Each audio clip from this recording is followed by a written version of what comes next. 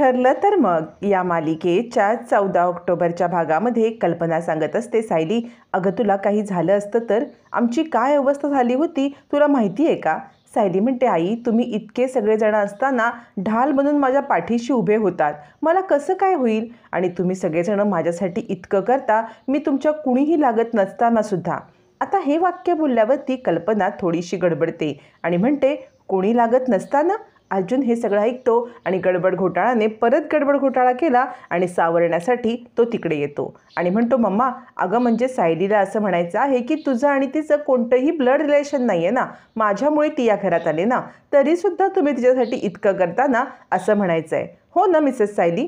असं म्हणतात सायली म्हणते, हो आई. याच्यावरती कल्पना म्हणते, खरं सांगू तर ना तू माझी मुलगीच आहे, परत असं म्हणू नकोस हां की कुणी लागत नाही म्हणून. आता आराम कर अर्जुन, तू घे हिची काळजी, असं म्हणत कल्पना निघून जाते. मग आता सायली बेडवरती झोपते, अर्जुन तिच्या अंगावरती पांघरूण घालतो आणि डोक्यावरून हात फिरवतो आणि सायली झोपे जाते.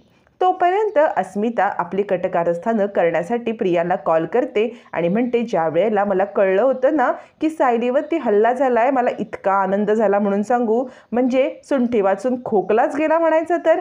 पण ही आली ना परत, ही मरावी अशी माझी इच्छा होती आणि या सगळ्या प्रकरणामुळे हिला जरा जास्तच सिंपती मिळते, पूर्णाजी जरा हिचा जास्तच विचार करते. प्रिया म्हणते, काय करायचं, जेवढं आपण हिला पूर्णाजीच्या आणि बाकीच्यांच्या नजरेमध्ये पाडण्याचा प्रयत्न करतोय, ही जरा जास्तच सिंपती मिळवते. अस्मिता म्हणते, काहीतरी करायला पाहिजे, दरवेळेला आपल्याला अपयश येतंय, पण एक असा डाव केला पाहिजे की इथे आपल्याला तिला मातच दिली पाहिजे. आणि बोलता बोलता फोन कट होतो. मग इकडे प्रिया विचार करते, काय करू, या सायलीचं वर्चस्व कमी करण्यासाठी मला काहीतरी करायलाच पाहिजे. तोपर्यंत इकडे आता सकाळी जेव्हा अर्जुन उठतो, पाहतो तर काय, सायली बाजूला नाही. तो वॉशरूममध्ये पाहतो आणि अर्जुन एकदम पॅनिक होऊन खाली येतो. सायली सायली असा आवाज देत तो अख्ख्या घरभर सायलीला शोधायला लागतो. सगळे घरचे एकदम आश्चर्यचकित होतात की अचानक काय झालं आणि हा सायलीला खाली का शोधत आहे. अर्जुन म्हणतो, मम्मा सायली वरती नाही आहेत, मला कुठेही गेल्यात सांगितलं नाही आहे, मला खूप टेन्शन आलेलं आहे, मी बाहेर बघून येतो. असं म्हणत तो जस्ट लॉनमध्ये पाहून येतो, पण त्याला सायली कुठेच दिसत नाही. अर्जुन म्हणतो, सायली बाहेर पण नाही आहे, कुठे गेल्या असतील त्या? याच्यावरती कल्पना म्हणते, थांब अर्जुन, पॅनिक होऊ नकोस. अश्विन म्हणतो, दादा 1 मिनिट, मी लॉनमध्ये बघून येतो. इकडे कल्पना म्हणते, अर्जुन थांब, अश्विन गेलाय ना पाहायला.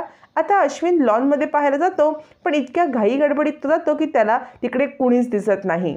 अश्विन म्हणतो, तिकडे नाही आहे. आता मात्र पूर्णाजी म्हणते, मग गेली कुठे ही मुलगी? पण आम्ही हिला खाली उतरलेले पण नाही पाहिले, कधी खाली उतरली ही? कल्पना म्हणते, काहीच कळत नाही आहे कुठे गेली ते. आता मात्र इकडे अस्मिता म्हणते, मला असं वाटते ज्या हल्लेकऱ्यांनी सायलीवरती हल्ला केला ना, त्यांनीच पुन्हा काही सायलीला नेलं नाही ना. आता मात्र इकडे पूर्णाजी म्हणते, अस्मिता असं काही झालेलं नसणार आहे, तुझे तर्कवितर्क तुझ्याकडेच ठेव. आणि हे सगळं बोलणं चालू असताना सगळ्यांची नजर समोर जाते तर सायली छानपैकी फुलांची परडीमध्ये फुलं काढून आत येत असते. सायलीला पाहिल्यावरती सगळ्यांना आनंद तर होतो, पण अर्जुन खूप पॅनिक होतो. आपल्याला न सांगता सायली अशा कशा जाऊ शकतात, इतक्या केअरलेस कशा वागू शकतात?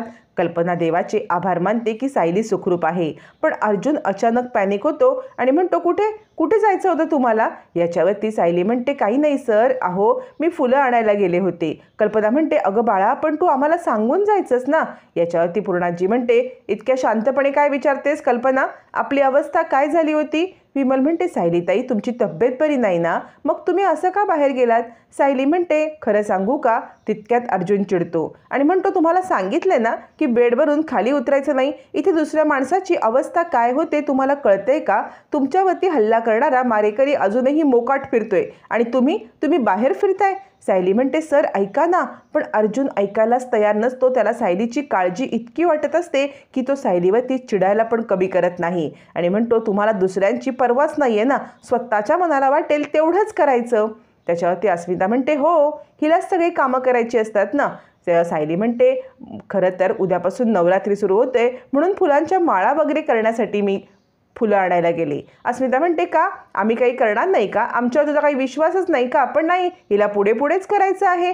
अर्जुन म्हणतो, अस्मिताई शांत बसतो. अस्मिताला कल्पना म्हणते, हो तर तुझ्यावरती तर आम्ही कोणतंही काम सोपवू शकत नाही, कोणतंही काम सोपवलं की त्याचे 12 हे वाजणारच ना. अस्मिता तू तर बोलूच नकोस कामाचं. सायली म्हणते, अहो मी न इथे घरात बसून बसून मला कंटाळा येतो आणि तुम्ही तर मला बेडवरून खाली उतरू पण देत नाही. अशा गोष्टी मला नाही जमत.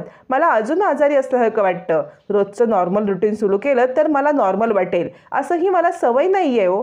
अर्जुन म्हणतो, मलाही सवय नाही आहे आपल्या माणसाला असं रक्ताच्या थारोळ्यामध्ये मृत्यूशी झुंज देत पाहण्याची. मलाही सवय नाही आहे. तो अनुभव मी घेतला आहे. तुम्ही आरामात बेशुद्ध पडला होतात, पण मी त्रास तो अनुभवला आहे. पुन्हा मला तुम्हाला त्या अवस्थेत नाही पाहायचं आहे. माझी अवस्था समजत नाही आहे का तुम्हाला? मी तुम्हाला सांगून ठेवतो, जोपर्यंत तो हल्लेकरी सापडत नाही तोपर्यंत घराच्या बाहेर पाऊल पण टाकायचं नाही. असं म्हणत अर्जुन प्रेमाने आता सायलीला सांगण्याच्या ऐवजी त्याचं प्रेम इतकं हायपर झालेलं असतं की तो रागारागात अक्षरशः सायलीला धमकीच देत असतो आणि म्हणतो, खबरदार, याच्या पुढे जर का बाहेर पाऊल टाकलत ना तर गाठ माझ्याशी आहे. कल्पना आता हे वातावरण शांत करण्यासाठी म्हणते, अर्जुन अरे थांब ना, इतका पॅनिक नको बरं होऊस. सायली नाही ना पडणार तू बाहेर पुन्हा, ते बघ ती नाही म्हणते ना.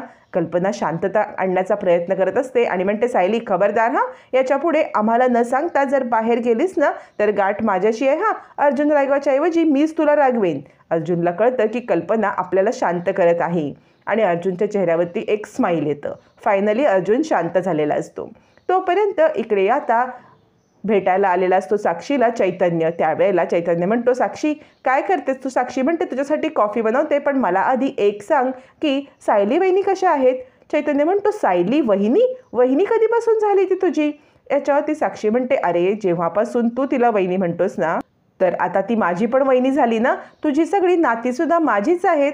याच्यावरती चैतन्य म्हणतो, साक्षी अगं खरं सांगू तर आता सायली वहिनीची तब्येत हळूहळू बरी होती आहे. याच्यावरती साक्षी म्हणते, अरे चैतन्य पण तिच्यावरती हल्ला कोणी केला काही कळलं का? चैतन्य म्हणतो, अजून तरी कळलं नाही, पण तुला काय वाटतं अर्जुन त्या हल्लेकऱ्यांना सोडेल का? अगं तो जंग पछाडत त्या हल्लेकरांना अचूक शिक्षा देईल. तू काळजी करू नकोस आणि सायली वहिनीला तो सुखरूप ठेवेल. साक्षी म्हणते, पण त्या हल्लेकरांनी. चैतन्य म्हणतो, शक्यच नाही. अर्जुनसारखी ढाल असताना सायली वहिनीवरती आता कोणीही हल्ला करू शकणार नाही. तू काळजी करू नकोस हं. असं म्हणत चैतन्य साक्षीला तिला हवे ती सगळी माहिती देत असतो. तोपर्यंत इकडे अर्जुन पॅनिक होत असतो आणि इन्स्पेक्टर साहेबांना फोन करतो आणि म्हणतो, झालं की नाही?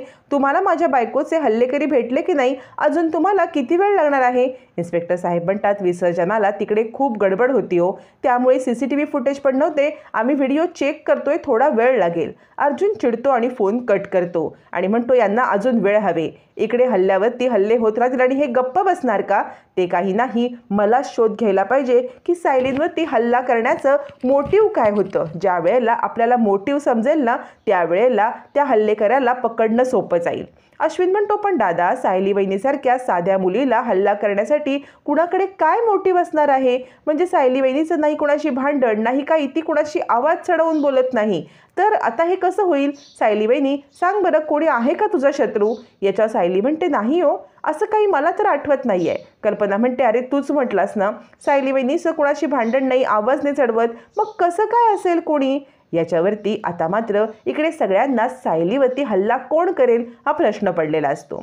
तोपर्यंत इकडे आता साक्षी येते आणि म्हणते, चैतन्य हे घे, ही मिठाई मी देवासमोर ठेवली होती, म्हणजे सायली बहिणींना शुद्ध आली ना म्हणून मी देवासमोर मिठाई ठेवली, ही ने घरच्यांना वाट. याच्या चैतन्य म्हणतो, अरे बाप रे, माझी ट्रेडिशनल साक्षी हे इतकं पण असं काही करू शकते का? वाटतं तर किती स्मार्ट आहे आणि एकदम मॉडर्न आहे, पण खरंच आपले ट्रेडिशनल सगळं तू सोडलं नाही आहेस. असं म्हणत चैतन्य तिला जवळ घेतो आणि आता साक्षी म्हणते, हो.